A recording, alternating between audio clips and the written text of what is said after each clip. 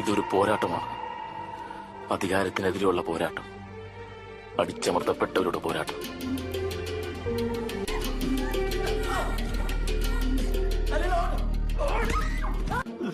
ഒരിക്കലും കുഞ്ഞുങ്ങളുണ്ടാവില്ല. മാപ്പ് പറയാനോ കാല് പിടിക്കാനോ ഒന്നും എന്നെ കിട്ടില്ല.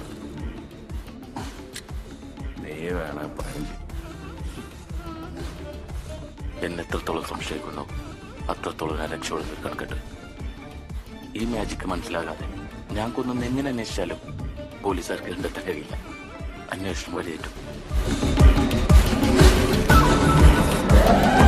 ഒരു മജീഷ്യന്റെ എപ്പോഴും മുൻകൂട്ടി തയ്യാറാക്കിയ അദൃശ്യമായ ഒരു തിരക്കഥയുണ്ട്. ആ കഥക്കനുസരിച്ച് മുന്നിലയക്കുന്ന കാണികൾ അറിയാതെ അവർക്ക് മുമ്പിൽ അഭിനയിക്കാൻ ഓരോ മാജിക്കല്ല.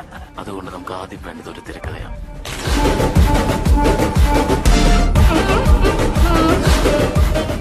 ആദ്യം കാണികളുടെ കാഴ്ച മറക്കണം.